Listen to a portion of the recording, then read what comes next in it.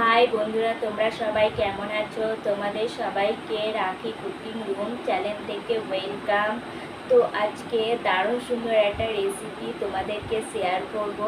তো আজকে বানাবো শিং মাছ, মানে শিং মাছের কারি। তো খুব সুন্দর করে আজকে শিং মাছ তোমাদেরকে রান্না করে দেখাবো। তো যদি তোমাদের এই ভিডিওটা ভালো লেগে থাকে তাহলে একটা লাইক, কমেন্ট, শেয়ার, সাবস্ক্রাইব করে দিও। তো এই রান্নাটা করার সময় তোমরা একটু মিডিয়াম আঁচে রান্না করবে। তো মিডিয়াম আঁচে রান্না করলে রান্নাটা খুবই ভালো হবে। তো যখন ঢাকা দেবে তখন গ্যাসের ফ্লেমটা কমিয়ে দেবে, নাহলে মিডিয়াম আঁচেই রান্না করবে। পুরো আওয়াজটা বাড়িয়ে দেবে না, তাহলে রান্নাটা পুড়ে যেতে পারে। তো এখন চলো শুরু করি এই রান্নাটা। এখানে কয়েকটা শিং মাছ রয়েছে। তো এখন আমি প্রথমে নুন দিয়ে এই শিং মাছগুলোকে মেরে ফেলবো। তো এখন আমি শিং মাছগুলোর মধ্যে নুন দিয়ে দিয়েছি, তাহলে শিং মাছগুলো খুব তাড়াতাড়ি মরে যায়। তো এখন আমি শিং মাছগুলোকে খুব সুন্দর করে কেটে নিচ্ছি। তো প্রথমে আমি যে সরু সরু সুরগুলো আছে সেগুলো আগে কেটে নিয়েছি, তারপরে আমি লেজ কেটে নিয়েছি, তারপরে গিয়ে আমি যে ইয়েগুলো আছে পালকগুলো সেগুলো কেটে নিয়েছি। তারপরে গিয়ে আমি মাথার কাছে যে ফোলা জিনিসটা ছিল সেখানে আমি কেটে আমি তার ভেতর থেকে নাড়ি ভুড়ি সব বের করে নিয়েছি। তো এইভাবে আমি বাকি শিং মাছগুলোকেও কেটে নিয়েছি। তো তারপরে গিয়ে আমি এই শিং মাছগুলোকে নুন হলুদ দিয়ে ভালো করে মাখিয়ে আমি শিং মাছগুলোকে ভেজে নেব। তোমরা এই পুরো ভিডিওটা দেখো, দেখবে তোমাদের খুবই ভালো লাগবে। এইভাবে শিং মাছ তোমরা বাড়িতে বানিয়েও খেতে পারবে। তো এখন আমি শিং মাছটাকে ধুয়ে নিয়েছি, তারপরে গিয়ে নুন আর হলুদ দিয়ে আমি মাখিয়ে নেব। তো খুব সুন্দর করে আমি মাখিয়ে নিয়েছি। তারপরে গিয়ে আমি কড়াইতে তেল বসিয়ে রেখেছিলাম আগে, তেলটাকে গরম হচ্ছে। তো তেলটা আমার গরম হয়ে গেছে। এখন আমি শিং মাছগুলোকে একে একে ছেড়ে দিয়ে তারপরে গিয়ে শিং মাছগুলোকে ফ্রাই করে নেব। এই শিং মাছ খাওয়া খুবই ভালো। যাদের শরীরে রক্ত নেই তারা এই শিং মাছ খেলে রক্ত অবশ্যই হবে। তো এই শিং মাছ খাওয়া খুবই ভালো, বাচ্চা বুড়ো সবাই মিলে এই শিং মাছ খেতে পারবে। তো এইভাবে যদি শিং মাছটা করা হয় না, তাহলে খেতেও স্বাদ হবে, খুবই ভালো লাগবে। তো এখন আমি শিং মাছগুলোকে ভেজে নিচ্ছি। খুব একটা বেশি ভাজতে হবে না, এটাকে আমি ঝোল করব, তাই আমাকে খুব একটা ভাজতে হবে না। তো আমি এখানে ভেজে নিচ্ছি খুব সুন্দর করে। তো আমার ভাজা হয়ে গেছে অনেকটাই। তো এখন আমি শিং মাছগুলোকে তুলে নেব। তো এখন আমি শিং মাছগুলোকে তুলে নিচ্ছি। তো এভাবে তুলে নিয়ে এখন আমি এখানে পাঁচফোড়ন দিয়ে দিলাম। পাঁচফোড়নটা দিয়ে তারপরে এখানে আমি কেটে রাখা পেঁয়াজ দিয়ে দিলাম। এখানে আমি একটা গোটা পেঁয়াজ কেটে কুচি কুচি করে কেটে তারপর আমি এখানে দিলাম। তো এখানে আমি 4টে কোয়া রসুন দিয়ে দিলাম। তো তারপরে গিয়ে আমি খুন্তি দিয়ে খুব সুন্দর করে নেড়ে চেড়ে নিচ্ছি।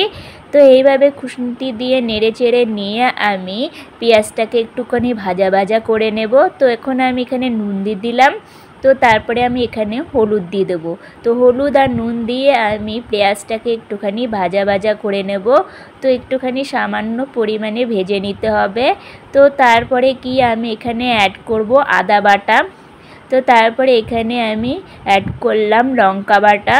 তো তারপরে এখানে আমি জিরের গুঁড়ো দিয়ে দিলাম।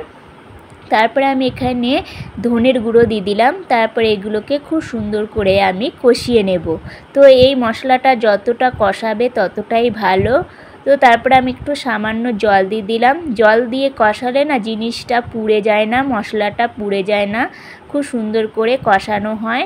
তো আমি এইভাবে খুব সুন্দর করে মশলাটা কষিয়ে নিচ্ছি। তো তারপরে আমি এখানে টমেটো দেব। আমি এখানে ছোট সাইজে টমেটোটা কেটে আমি এখানে দিয়ে দিলাম। এরপর আমি এই টমেটোটা দিয়ে খুব সুন্দর করে খুন্তি দিয়ে ভালো করে নেড়ে চেড়ে নিচ্ছি। তারপরে গিয়ে আমি এখানে ঢাকা দেব। 2 থেকে 3 মিনিট মতন ঢাকা দিয়ে এই রেসিপিটা মানে এটাকে আমি আরও ভালো করে সেদ্ধ করে নিয়েছি। সেদ্ধটাকে করে নিয়ে আমি ম্যাশ করে নিচ্ছি টমেটোগুলোকে। তো খুব সুন্দর করে সব কিছু ম্যাশ করে নিয়ে আমি এটাকে আবারও একটুখানি কষিয়ে নেব। তো আরেকটু ভালো করে সুন্দর করে কষিয়ে নিতে হবে। এই মশলাটা যত কষাবে তরকারির স্বাদটাও ততই বাড়বে। তো মশলাটা যাতে পুড়ে না যায় সেই দিকে খেয়াল রেখো। তো এখন আমি এখানে অ্যাড করব চিনি।